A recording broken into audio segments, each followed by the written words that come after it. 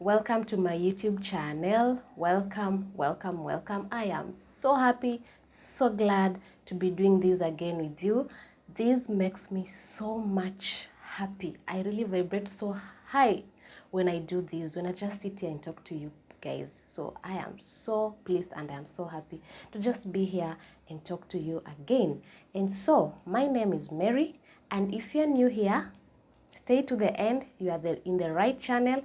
In this channel, we teach and learn from one another how to be better social beings and just loving ourselves while at it. So you are in the right channel. Stick to the end. Subscribe, comment, like, and share my videos. Share my video, guys. Okay, so before I talk to you, whatever I had prepared for you, I'm going to start with my quotes. And my quotes for today is, the most powerful person on earth is that person who has wisdom. Because the person who has wisdom knows between, or can differentiate between, what is right and wrong. I'll repeat again. The most powerful person on earth is the person that has wisdom, because this person is able to differentiate between right and wrong. Okay? Yeah. So think about it. Think about it. Yeah. Okay. Now, before I talk about the topic of today to you, I want to tell you that for those of us who want to have some financial literacy and want to have financial freedom, this is going to be the most interesting thing to hear. Okay? And so, because I'm one of those people who just want to be financially, just have to, I'm one of those people who want to have that financial freedom, want to have that financial literacy. I have been doing some research, okay? I know I'm not yet there, but I've been doing some research here and there, and I came across something. I kept on getting to this thing whenever I'm researching, and it caught my eyes, and I had to do some research. And that thing is none other than reasons as to why the Jewish people are very wealthy. You know, as I was doing my research on financial literacy, the Jewish people kept popping up as the most wealthiest people, in the world. And I got curious to know, like, what are these things that are making them to be very much, wealthy, and to be known to be having generational wealth. You can be wealthy, but if it's not trickling down to your generation, sometimes it sounds like a failure. So we all want to be wealthy, and we want it to trickle down to our generations. So I'm gonna share with you the notes I made out of that. Like, I had to write down these points so that I can just share with you, because I was just, doing that research, and I felt like, yeah, if it really made me that curious and made me, want to know more, it can also attract your attention, and it can also help you. So I'm here to share. Yeah, that's how generous I am. Sharing is caring. And when you share information, you help each other. All right, so I'm just gonna read to you. As you can see, I was just making notes about it. All right, so this is the research that I made about, the Jewish people and why they are known to be the wealthiest people on earth. And I will not waste time. I'll tell you, one of the things is their mindset. Their mindset. They believe that, their tradition insists that, a man can, or just, see, when I say a man, it means, okay, let me just tell you this. Okay, let's round up again.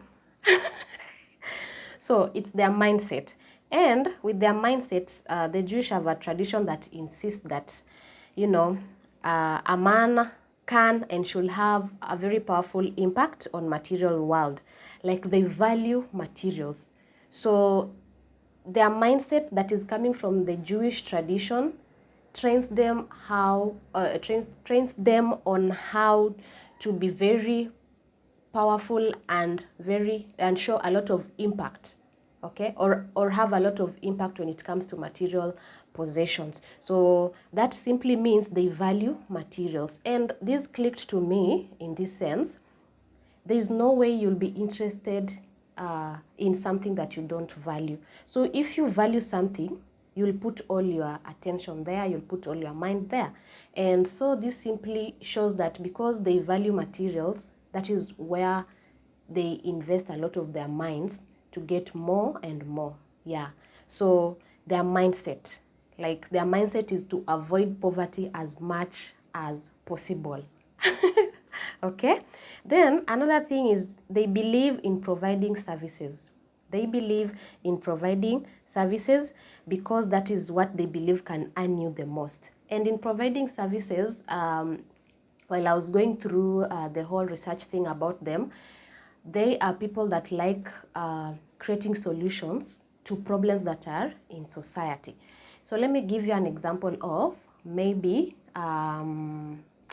let's say maybe a section, or let's say a city is full of celebrities. It's just an example I'm giving you so that you can see how they believe in providing services, because to them they believe that is how you get lots of money. Okay, so maybe you're living in a city full of celebrities, and then you realize that they don't have, let's say, a fashion house where they can go pick fancy clothes, you know, performing attires and all that.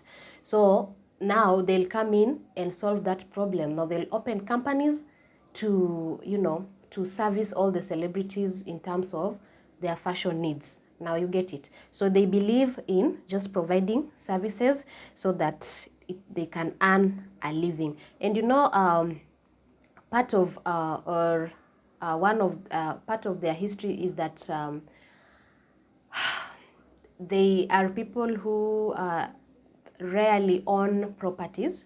And so because they can because most of them were immigrants, especially when they came to European lands, if you get to study the Jewish and how they came up, and their history of, you know, interacting with others and all that, there's something you'll come to realize about them not being able to just own like land. Okay, so because of that, this didn't really deter them from being wealthy. Now they decided to just become merchants. Okay, so now that they can't own land, they decided to build you know, to build their wealth without you know, property or land. But they're merchants and they're traders of industries. So that basically puts them on the map of owning of companies. That is why you will notice that most of them are the owners of the biggest companies, you know, in the world. Like you hear of these biggest companies, you will always find that there's a Jewish, you know, CEO running it. Yeah, so providing of services, and these services come in terms of solving problems in society, and it keeps them the longest in the market. They might not have land in their hands, but they have industries to run, you know, and they have properties also, because you find some of them in real estate. And then education. Education is their, you know, they take education as their major prestige. When you're educated, to them, you've made it in life. You are looked at very different. And that the education they receive comes with knowing the law of a book that is called Torah. Okay, so they have a religious book. I want to believe it's like a Bible. I'm not so sure, but in that book that is called Torah, there's laws and there's a lot of financial education in it. And I want you to realize that their children at a younger age usually are exposed to Torah, to go through it, to read it through, you know, to go through the laws. So at a younger age, a child is able to, you know, have some know-how about finance, okay, like some level of financial literacy because of the book of Torah. So that is, they pay a lot of attention to that book. You'll find that most of their children must have and go through the education to understand the book of Torah, which is has the most best advice to do with finance. So education to them is very, very important. So the fact that someone can reach a high level of literacy, that person is very, prestigious in Jewish community. Okay, so this book Torah has a lot of money codes, those secrets about, making a lot of money and ways and all that. So you can imagine if it's given to a child as they grow up, these ideas are imparted in their minds. These ideas, they keep on growing with them, they keep on consuming. So when this child becomes an adult, it's very easy to execute whatever they've been learning all through, okay, about finance. So they take education very serious, and the education comes about with finance, governance, and sort of a thing. So Torah is their favorite book, I might say. I just hope I'm not looking down a lot, but I had made some some points, and I just have to go through the points with you. Yeah, so we are learning together, don't you worry, we are learning together. Yeah. So the next thing is that they have an entrepreneurial spirit, and they're very much well equipped when it comes to finances. So they have this spirit of being entrepreneurs, yeah, business minded. Like, what can I do, to have more money? And they like putting the investments in various, dividing the investment. They don't put all eggs in one basket. So if it's investment, you'll find that they invest in each and everything. You might find that one person is in real estate, the same person is in stock market, the same person is having a company. So they like putting the investments or dividing the investments into various numbers. So they are very, very business oriented, and they are very much well equipped in finance. And then most of their religious books, I think I've talked about this, but in a different aspect. Most of their religious books actually evolve around building of wealth, and that is especially the book of Torah. Yeah, the book of Torah. Okay. So most of their religious books evolve around building wealth. Right? So Torah teaches about building wealth, gives you give them the secret, money codes. Okay. It also teaches them how to be humble, when you are tapping into wealth. Having wisdom is very important to them, having wisdom. And children are normally exposed to these things at a very, at a very early age. I think that is why they've been known to be the wealthiest people, in the world for the longest. Because if a child can have that knowledge when they're still kids, as they grow up, I mean, they become even much better, right? Don't you agree? And then they also work. Okay, so they work. They engage in they engage in businesses very much. They believe that people are creators and not consumers. I don't know if you are getting that. They believe that people are creators and not consumers, and that is why most of them own companies and they hire people to work for them. So they prefer people to work for them, but not them working for people, and that is why they thrive so hard to own companies, to have the major businesses running. And is the same reason as to why Torah is a book that really helps them religious wise, because when now you work, and they believe in in that book, it's considered that you're supposed to be a creator and not a consumer. So you create, others consume, and also others work for you. So that is why they run companies and others work for them in those companies. That is it hitting you deep like it has to me? I don't know. Yeah, maybe I've not Anyway, yeah. So, not forgetting, they believe in investing, and their teachings is always about money. Okay, so they believe that in their teachings, one must always have money and ready money for investment. So in their teachings from the book of Torah, okay, so you can see how the book of Torah, which is their religious book, has a lot of financial wisdom in it. Okay, so they believe that, not really, yeah, they believe in investment, and one of their rules is that you should always be having finance for investment. So anytime there's an opportunity of investment, you should be ready with finance. I'm just pausing a little so that it sinks. That one must always have money ready for investments.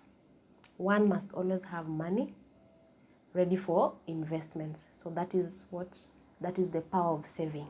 The power of saving. So that now, when time for investment comes, you have the money ready with you. Money ready with you. Okay, let me go on. Tithing. Their religion teaches that they have to give 1/10 or 1/10 of their income to the poor. So 1/10 of their income has to go to the poor, and because it is because they believe that they are in partnership with God, the one God that you and me serve, who is the reason as to why they are being sustained in the world. Doesn't it show that they also show gratitude, or they are full of gratitude? So 1/10 goes to the poor. Okay. Lastly, even if you are poor, now this one is where you have to listen carefully. Okay? Yeah. Even if you are poor, you can never lack something to give back to the society. Okay? Even if you are poor, you can never miss something to give back to the society. So to them, whether you are poor or not, you can never lack something to give back to the society. So charity work is a very important aspect in their life. So even if you are the poor of the poorest, you'll never lack anything to give back. You'll never lack anything to give back, because one of their laws says that, or it talks about the law of cause and effect, whereby they believe that when you have to give before you receive. You have to give before you receive. So it doesn't matter how poor you are, you have to give in your in your level of poverty. You have to give the little you have so that you can receive back. So, you know why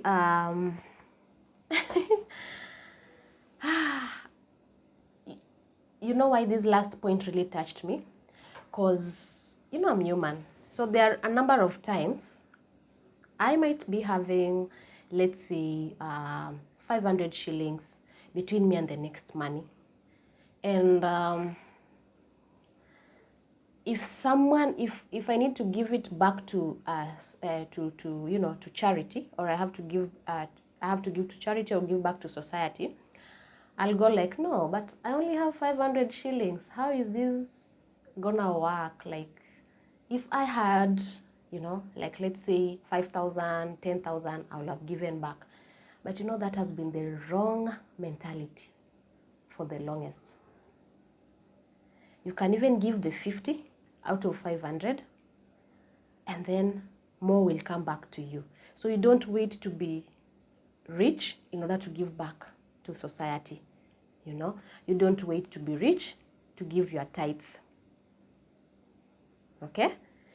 You have to have the right attitudes to the right mindset or attitude towards money. Like it's like for them, they believe that, you know, there's no room for poverty, and every material in the world belongs to any man, so you have to go for it. They have entrepreneurial spirit. Yes, they did not own land, they don't own lots of land, but they own companies, they own real much of the real estates. So if we get these values, or you know, the you know, their practice on how on what has been sustaining them for the longest to be wealthy people, I think we can change something. You and me can change something just to become financially you know, to have that financial literacy, and just to have financial freedom. Financial freedom is the best thing that can happen to anyone on this earth. Just having that financial freedom. And you know, financial freedom is not about having millions of money or being a billionaire. It's about you being able to get the things you want easily without straining or getting worried about tomorrow. Okay? Getting worried that if you use this money, tomorrow you're gonna sleep hungry. No. Financial freedom is whereby you can do whatever you want and still have more to save. And you don't need to be a billionaire, you don't need to be a millionaire to get there. So if we practice these lessons that I learned from the Jewish people that I had to research about, I think little step by step we will get there. So I want to believe that I've been able to communicate to you in the right way possible, and you've been able to get at least 1 or 2 tricks on how to get there financially. And we all want the best for ourselves. Like you want the best for yourself. I want the best for myself. We are all learning. I'm also learning. So I'm happy to have done this, and I hope you enjoyed and learned. And for that, I want to say bye in whichever part of the world that you're in, whether it's day, whether it's noon, whether it's morning, evening, wherever. I want to wish you the best and fabulous day or night or evening. Have it in the best fabulous way. And for that, that's a bye. And because where I am, it's nighttime, let me just allow me to tell you good night. Good night, guys. Bye.